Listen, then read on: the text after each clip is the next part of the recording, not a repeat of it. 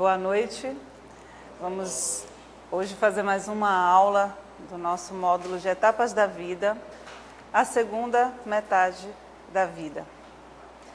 E vivemos hoje em um processo social, um processo cultural até, e que perdemos algo de muito interessante e que as tribos antigas, os povos antigos cultuavam com muita veneração.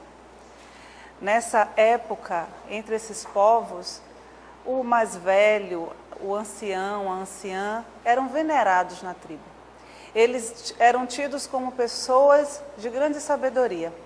Mas hoje o homem e a mulher modernos, a cultura da sociedade moderna, a velhice é um tema que é sempre colocado de lado. É sempre visto como um momento de dificuldade da vida, um momento das doenças, um momento onde se perde o vigor, se perde a beleza.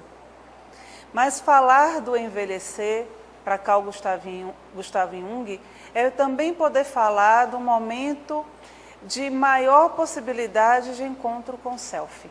Jung direcionou muito do seu trabalho terapêutico para a vida adulta.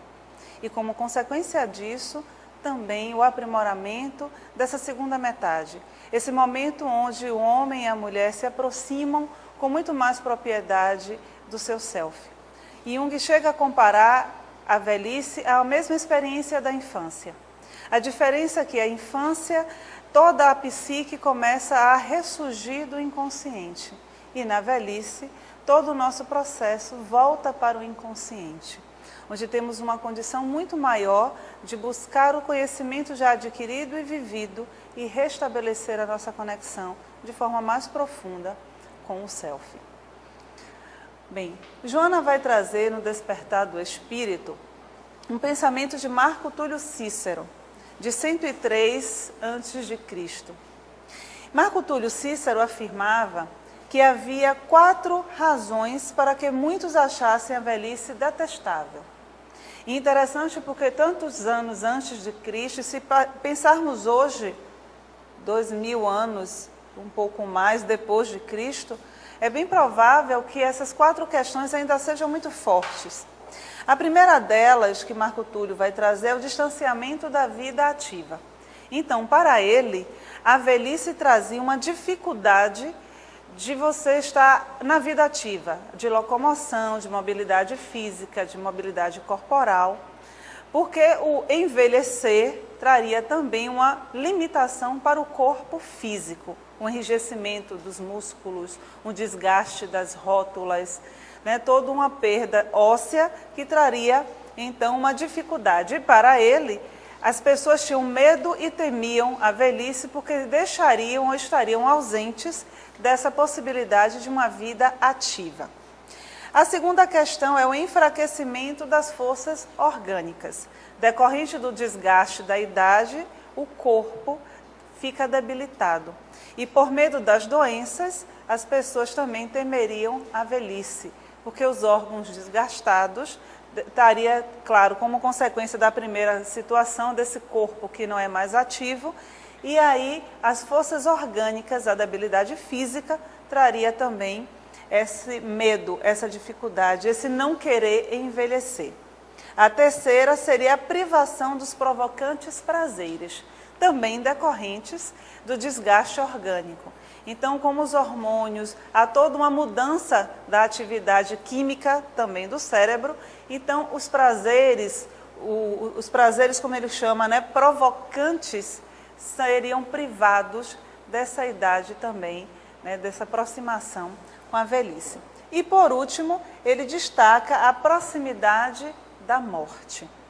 Então a velhice traria junto com ela todo esse processo e que faria com que ela fosse muito temida. Porque imaginando que você vive todas as etapas da vida, da infância, a adolescência, a adultez, e que por algum motivo se imagina que a morte não se aproxima dessas fases, mas que a velhice é de fato a última etapa. Todas as outras trariam para nós a esperança de viver a próxima, mas a próxima etapa da velhice é a morte, e isso é o suficiente para que ela seja temida, e isso muito antes, como eu falei, de Cristo. Mas se pararmos hoje né, com o mundo da medicina avançada, da tecnologia, da cirurgia plástica, do botox e de tudo mais, por que será então que as pessoas, nós ainda, continuamos com tanto medo do envelhecer, né?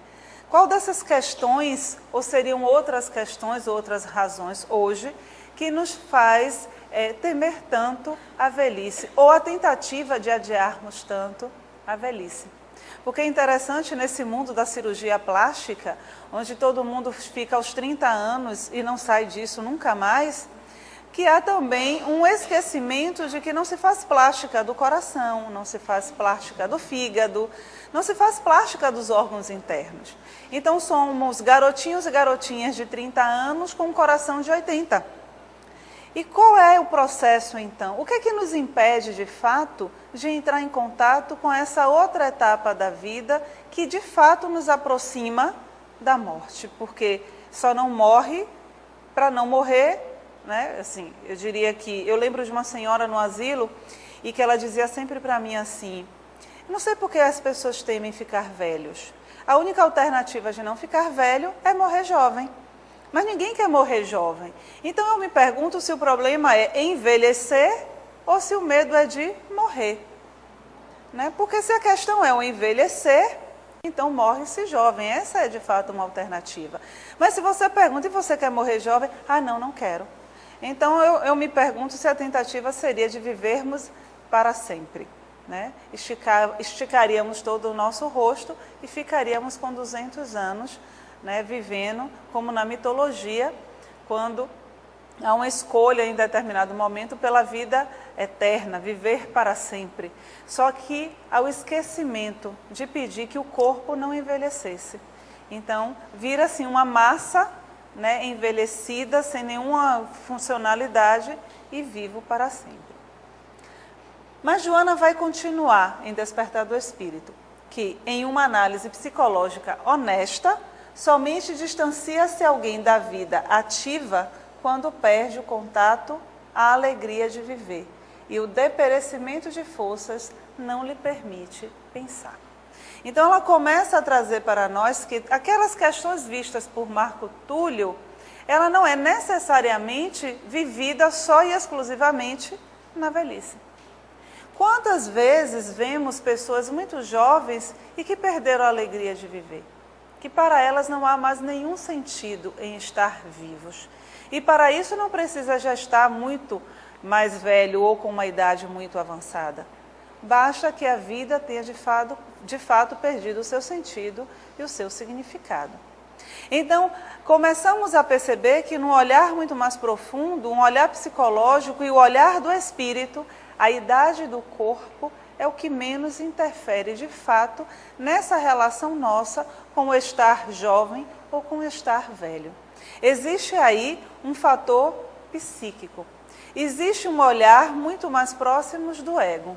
O que nos faz sofrer com a ideia do envelhecer é o ego. O medo de deixar de ser, o medo de deixar de existir. Então, quando o ego teme a sua não permanência, a sua não presença no ser, no existir, quando ele está apegado a isso, o medo de envelhecer se torna muito crescente. Então, começamos a analisar que quanto mais eu aproveito a vida e vivo a vida no seu sentido mais profundo, melhor vai ser a minha relação com essa última etapa da vida. E é interessante porque mesmo nós espíritas e que acreditamos na continuidade da vida, tememos a velhice. Dizemos não temer a morte, mas não queremos ficar velhos, porque temos medo de que o corpo fique estranho e fique mais fraco. E entramos naquele processo que Marco Túlio vai trazer, né, da falta de forças, debilidade orgânica. Mas como Joana já chama a atenção, o problema não vai estar no corpo, mas no espírito que momentaneamente habita aquele corpo. A minha relação com a vida, e eu digo a vida durante todas as etapas vividas, vai ditar qual vai ser a qualidade da minha última etapa, da minha velhice. Muitas vezes entramos numa idade avançada e começamos a lamentar a vida não vivida. Então, muitas vezes, por estarmos vivendo a vida no momento futuro e não no presente, mais adiante, no futuro, no caso, vamos estar lamentando o passado. Mas não porque vivemos coisas muito boas, mas porque não vivemos o que tínhamos que viver. E aí Joana continua. Não se trata, portanto, de uma resultante da idade, mas na disposição interior de viver e de participar dos desafios humanos. Então, quando entramos no barco da vida e começamos a nossa jornada nessa existência, precisamos dessa vontade interior, de estar conectados com o self, que me coloque disponível e disposto para que eu possa me aventurar em todos os desafios humanos. Mas começamos a envelhecer não porque chegamos a uma idade X, mas começamos a envelhecer quando começamos a abrir mão dos desafios da nossa própria existência. E isso não tem idade. Isso pode acontecer aos 12 anos, aos 15 anos, aos 30, aos 60, aos 80 anos. Enquanto eu tenho vontade de viver, eu sou jovem. Jovem porque o jovem no sentido do puer, na psique, significa a sede pelo novo, a busca pelo novo, a vontade de descobrir sempre algo novo. E essa é uma característica da adolescência. O adolescente acredita com toda a força que ele pode mudar o mundo. E ele vai às ruas, ele vai batalhar pelo que quer, ele reivindica a lei do pai, a ordem das coisas. Então, enquanto conseguimos manter acesa em nós essa vontade de continuarmos jovens, não no sentido externo, mas no sentido psíquico, não vivendo uma adolescência tardia, mas uma busca pelo novo, por explorar a própria vida, mantemos-nos jovens. Jovens no sentido de uma ânsia e de uma sede pela vida. Então, Jung, em uma entrevista que questionam, para ele sobre a questão da velhice e da própria morte, e nessa entrevista Jung faz um comentário interessante, porque ele vai em análise, depois de muito tempo de trabalho, ele percebe que todos os seus pacientes, depois dos 35 anos, eles começam a ter uma necessidade muito grande de uma nova conexão na vida. Então ele vai dizer assim, depois de uma idade onde as questões do ego, na maioria das vezes, já foram atendidas, é necessário ao homem voltar para dentro de si. E aí ele começa a perceber que é uma busca muito grande, também por um significado maior, por uma transcendência, por uma conexão maior com Deus. E aí ele começa a perceber também, e faz uma crítica interessante, quando ele diz, bem, existem escolas para crianças e para adolescentes. Mas depois que o homem e a mulher completam 40, 45 anos, não existem mais escolas para ensinar essas pessoas a viverem essa nova etapa da vida. Então, preparamos o tempo todo as nossas crianças e os nossos jovens para se tornarem adultos atuantes, adultos produtivos, mas não nos preparamos para sermos idosos vivos, idosos que querem morrer porque estão vivos. E na maioria das vezes o que Jung percebia é que continuávamos, ou que as pessoas continuavam, no caso, vivas biologicamente, mas mortas afetivamente. Então ele vai responder à pergunta sobre a questão da velhice. A vida se comporta como se fosse prosseguir. Assim, acho melhor que uma pessoa de idade viva na expectativa do dia seguinte, como se tivesse que passar anos. Então ela viverá adequadamente. Mas, se ela tiver medo, se não tiver expectativas, ela olhará para trás e ficará petrificada, rígida e morrerá antes do tempo. Então a proposta que Jung fazia é que se vivesse cada dia como se aquele dia fosse um ano. E isso significa viver intensamente cada dia.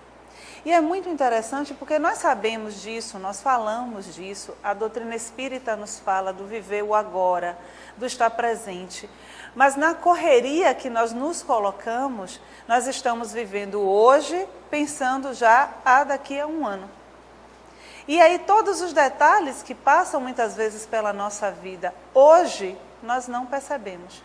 E aí entramos naquele processo, e é interessante porque há bem pouco tempo, eu conversava com uma jovem de 23 anos, e no meio da conversa eu citei um programa de TV que passava, e ela me olhou com aquela interrogação, aí disse, mas isso não é do seu tempo, é do meu tempo.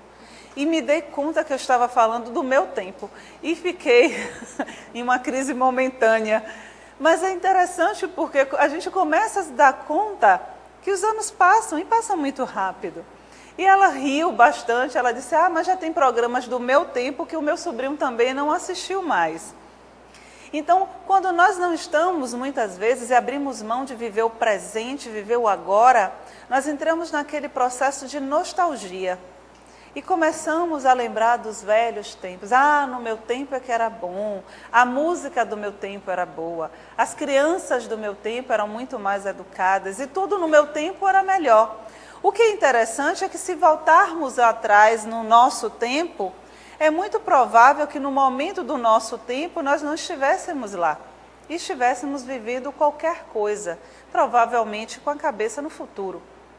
E aí eu fiquei pensando muito nessa questão da nostalgia. E que às vezes dizemos que a nostalgia é característico da idade, do idoso, e que a nostalgia é muito mais do que a saudade. Se fosse uma casa de andares, a nostalgia seria lá o porão, aquele lugar muito escuro, e a saudade ficaria um pouco acima desse nível.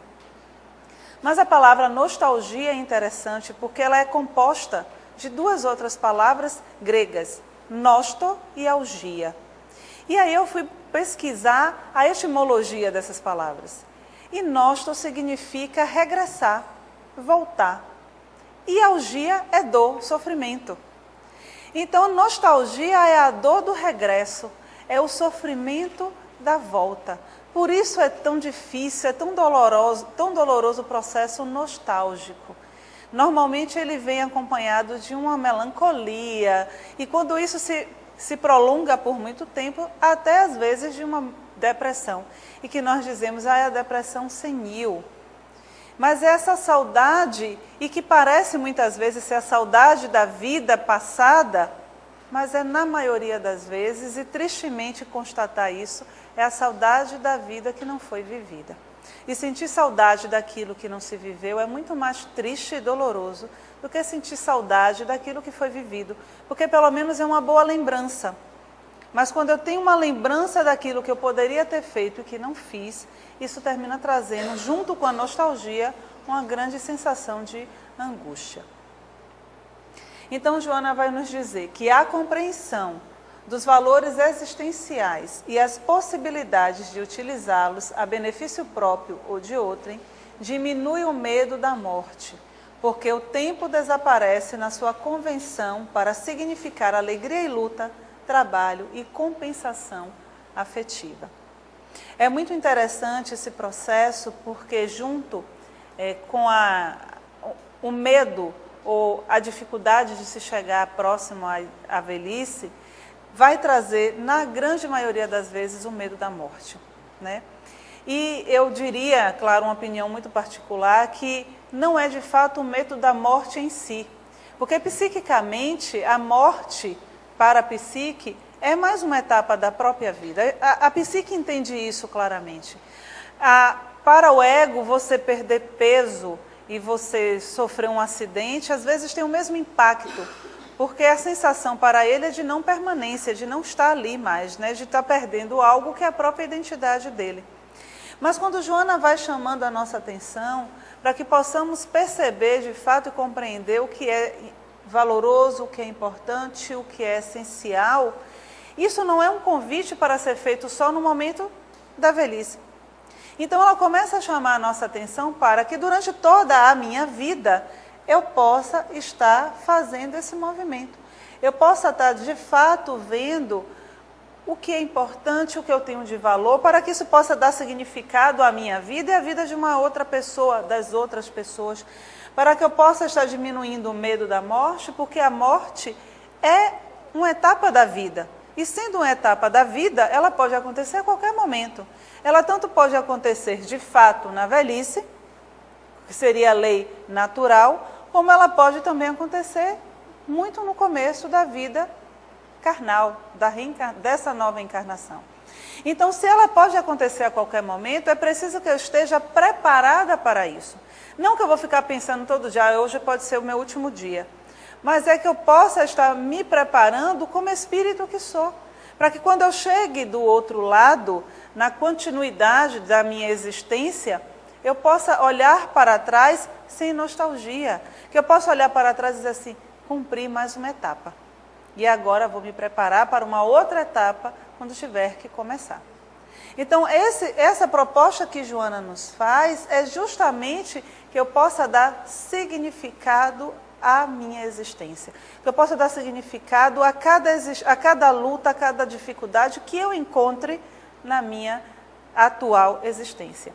O grande problema para nós é a dificuldade de aceitar, como nós já vimos, o sofrimento como uma parte importante e integrante da minha experiência na carne. Então, tudo aquilo que possa mostrar para mim que eu vá sofrer, que eu vá sentir dor, que eu esteja limitado, traz para mim esse medo e essa dificuldade. Então, nós devemos nos perguntar sempre se o meu medo ou a minha dificuldade na ideia de envelhecer é porque eu não consigo imaginar que vou morrer, ou na verdade é ainda uma condição do ego que está extremamente forte e cristalizado e que me mostra o quanto eu estou apegada. Não só apegada ao corpo, mas apegada a toda a condição que eu acredito estar presente nessa existência. Por exemplo, será que quando eu penso na ideia da velhice, eu penso que eu vou viver também a perda, entre aspas, é claro, das pessoas queridas? Será que eu fico imaginando que eu vou sofrer com toda essa situação? Será que eu penso que talvez eu já não seja tão bonito, o corpo já não seja tão atlético, que o meu vigor já não seja o mesmo, ou que talvez eu não tenha o respeito das pessoas, porque há um culto à juventude, um culto ao belo? Será que não é isso que fica rondando quando eu penso no envelhecer? Ou será de fato que quando eu chegar na idade mais avançada, quando eu estiver idoso, será que eu não vou olhar para trás e me arrepender de tudo o que eu fiz ou talvez de tudo o que eu não fiz? Então, para que a gente não precise entrar nesse processo doloroso, o que Joana nos propõe é que possamos fazer isso todos os dias. Todos os dias tenhamos o hábito de parar um pouco e reavaliar tudo aquilo que nos é importante, tudo aquilo que achamos que é necessário. E que eu possa ir me desapegando de tudo isso para que a minha vida seja de fato plena. E que quando eu chegue na velhice, todas as etapas e tudo que ela vai trazer, como aposentadoria, saída dos filhos de casa, chegada dos netos, para quem não tem filhos, a solidão fica talvez mais evidente, porque os amigos às vezes se afastam, morrem, a viuvez, tudo isso que pode chegar junto com a velhice, eu esteja bem. Mas esteja bem porque eu estou bem comigo mesma, porque eu fui me preparando durante toda a minha existência para o momento de chegada a esse processo mais profundo, a essa conexão mais intensa. Bem, então o importante não é viver muito, mas viver significativamente cada momento e a todos os instantes. Eu lembro muito de uma experiência que eu tive com um atendimento a idoso, e um homem, ele muito espirituoso, ele certa feita no momento da terapia, ele chegou e disse assim, eu tinha muito medo da morte. Ele já devia estar com uns 75, 76 anos, mais ou menos. E ele disse, eu tinha muito medo de morrer, mas agora eu não tenho mais medo de morrer. E aí eu perguntei ele, mas perdeu o medo de morrer por quê? Porque ele não era espírita, não tinha religião, ele se denominava ateu, graças a Deus. E aí, nesse processo dele, que não era religioso, então eu perguntei, mas perdeu o medo de morrer por quê? Ele disse, porque tem uma coisa interessante, sabe, Iris? Eu antes pensava na morte e imaginava que eu ia ficar o resto da eternidade debaixo da terra. E eu lá debaixo da terra pensaria, imagine, ele morto pensando, né? Pensaria, mas meu Deus, ateu, mas meu Deus, eu estou aqui, poderia estar fazendo tanta coisa que não fiz, mas agora eu penso assim, que quando eu estiver lá debaixo da terra, eu vou pensar, mas Deus, eu deixei de fazer um monte de coisas durante muitos anos, mas o último ano da minha vida valeu por todos os outros anos, porque eu vivi intensamente. Então eu não tenho mais medo de morrer. Então é essa visão de um homem que não era um homem religioso, né, segundo ele, que não acreditava na outra vida, na vida espiritual, ele consegue perceber que aquele ano da vida dele tinha sido o ano mais importante, porque de fato ele tinha vivido plenamente aquele ano. Então não importa se eu vou viver 100 anos, se eu vou viver 10 anos, o que importa é que essa vida tenha sido significativa para mim. Não importa se aquele meu ano, e é interessante porque às vezes vamos chegando no final do ano, que é representado por um velhinho, né, que vai se arrastando, e aquele bebezinho vai chegando representando um novo ano. Né? Então não importa se nesse envelhecer do ano eu tive um ano difícil, um ano de muitas dificuldades, mas se eu conseguir pelo menos uma hora daquele ano, onde eu senti que eu estava conectada de fato comigo, então o ano valeu a pena. Né? Então precisamos ter o hábito, e como Joana mais uma vez nos propõe, viver significativamente cada momento, a todos os instantes. Se eu estou feliz, que eu esteja feliz. Se eu estou triste, que eu esteja triste. Mas que eu viva e me permita viver intensamente esses momentos. Porque, como já dizia um filósofo, e eu vou parafrasear porque não lembro totalmente, que a única coisa que nós temos de garantia na velhice, além da morte, é a solidão. Então, nessa possibilidade de ficarmos, de fato, sozinhos, que possamos ter boas lembranças e bons momentos, não nostálgicos, mas que possamos nos realimentar com a alegria da vida que foi vivida, e não com a tristeza da vida não vivida. Então, Jung vai dizer, somos como o sol, que alimenta a terra e produz tudo o que há de belo, de estranho e mau. De início, não sabemos o que está contido em nós, que efeitos sublimes ou que crimes, que espécie de bem ou mal. Somente o outono revela o que a primavera produziu, e somente a tarde manifesta o que o amanhã iniciou. E de uma forma extremamente poética, Jung vai falar dessa importância dessa segunda metade da vida. É na segunda metade da vida que vamos colher os frutos que plantamos durante todo o início da nossa existência. Né? Quando ele vai comparar exatamente com a chegada desse outono. Né? É só o outono que vai revelar o que foi produzido pela primavera da vida. Então, esse momento onde as folhas começam a cair, nesse momento em que o sol começa a se pôr, é um momento extremamente importante para nós. Porque o começo da nossa vida, nós não sabemos absolutamente nada do que somos. Que crimes, ou que bondades, ou que grandes feitos poderemos fazer. Mas nesse final da vida que a velhice nos traz, nós já temos todo o conhecimento da estrada percorrida. Então, é importante que tenhamos toda a atenção no caminhar, a cada passo que estejamos dando, porque é lá que eu vou colher todos os frutos disso, é lá que eu vou ter todo o resultado disso, é lá que a sombra da vida que eu vivi, mas não a sombra no sentido negativo, mas no sentido positivo, daquele filme que eu vou rever da minha vida, vai fazer toda a diferença na qualidade da minha morte. Porque, como já diz a tanatologia, morremos como vivemos. Então, se nós tivermos uma vida boa, morreremos bem. Mas se tivermos uma vida muito ruim, morreremos também dessa forma. Se eu passei a minha vida inteira com medo de viver, muito provavelmente eu terei medo de morrer. Mas se eu vivi a minha vida inteira prestando serviço à vida, com certeza a morte vai ser só mais uma companheira nessa jornada. Então é importante que tenhamos essa conexão com o sol da vida. Então, na segunda metade da vida, deveríamos deixar mais tempo para o que chamamos de ócio criativo. Prestar mais atenção aos processos internos e observar mais nossas fantasias, sonhos e desejos não satisfeitos até então. Uma das propostas de Elizabeth Kubler-Ross, quando ela trabalhava com pacientes terminais, era justamente poder resgatar dessas pessoas os seus últimos desejos, aquilo que não foi realizado. Então, um dos princípios e a ideia justamente dela era que aquela pessoa pudesse partir para essa nova etapa, que seria a morte, mas com algum sonho e algum desejo realizado.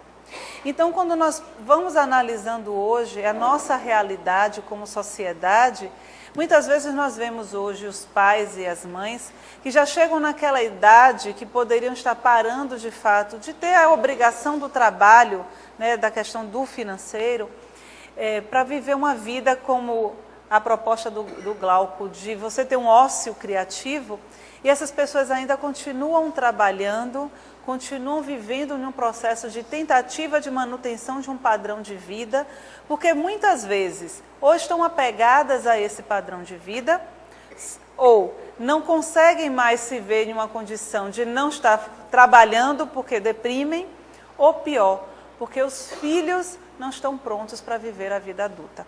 E aí esses homens e mulheres que já poderiam estar entrando em uma nova etapa, em uma busca muito mais profunda de si mesmo, continuam fazendo, na idade adulta dos filhos, aquilo que eles fizeram durante toda a vida dos filhos, sacrificando os seus sonhos, sacrificando sua vida, sacrificando a oportunidade de ter uma vida plena.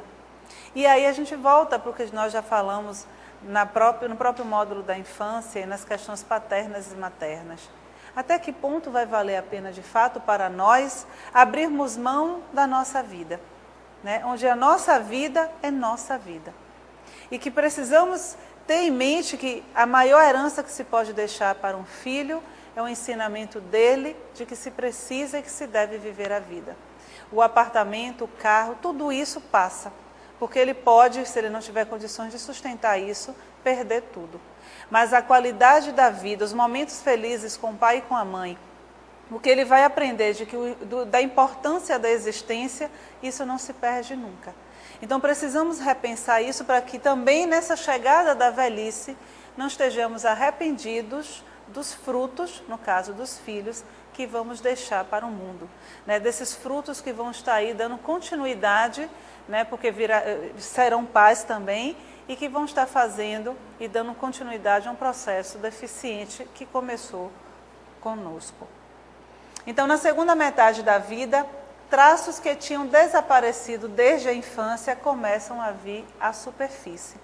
Toda a vida não vivida foi acumulada conforme nos aproximamos do limiar do envelhecimento, que somos surpreendidos por necessidades insatisfeitas e olhares furtivos em direção ao passado.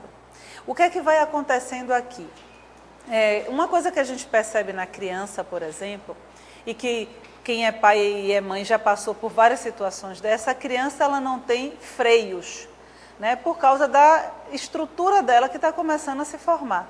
Então, quantas vezes você não já disse a uma criança, você não diga isso, e ela vai dizer justamente a pessoa que você não queria que ela dissesse aquela situação, né? E você diz no telefone, diga que não estou, e a criança diz, meu pai mandou dizer que não está. Porque a criança está nesse processo de construção, né? Ela não tem esse filtro. Na velhice, isso volta a acontecer. Então, o que é que vai acontecendo na velhice? A gente, de novo, perde a censura, perde o freio. E isso não vai só trazer situações, às vezes, constrangedoras, né, no ambiente em que vivemos. Mas é como se aquela água parada, que guarda ali embaixo um monte de cascalho, o cascalho começa a vir para a superfície. Então, por isso, a velhice vai trazer o que nós falamos há pouco, essa nostalgia, uma saudade do passado, lembranças. Mas, junto com isso, questões nossas, questões pessoais não trabalhadas, vêm à superfície e invade a consciência. Então, por isso, muitas vezes, a velhice também vai trazer uma dificuldade muito grande de temperamento. Aquele temperamento difícil, aquela natureza difícil de lidar, aquela pessoa extremamente exigente, às vezes piora, vamos dizer assim, na velhice, porque tudo isso vem à superfície, vem à tona. Então, essa vida não vivida, que se acumulou durante anos, ela vem e bate à nossa porta e cobra o lugar dela de direito. Então, isso termina sendo um processo muito difícil quando eu não tenho o cuidado de cuidar disso antes. É como se nós pensássemos em uma casa. Então, durante todo o ano, eu vou deixando as coisas acumulando. Eu não passo, não varro, eu não limpo, eu deixo os pratos acumulando. E em um único dia eu quero fazer toda a faxina, porque vai chegar a visita. E muito provavelmente não vai dar tempo. Eu vou ter que fazer algum arranjo, colocar as coisas por debaixo do tapete e não vai dar tempo. É isso que acontece. Então, se nós passamos a vida inteira abandonando e deixando à margem questões nossas importantes para serem trabalhadas, na velhice nem sempre dá tempo, porque isso invade a consciência. E aí somos tomados por complexos, tomados por medos, somos assaltados por nossas sombras, por nossas questões não resolvidas.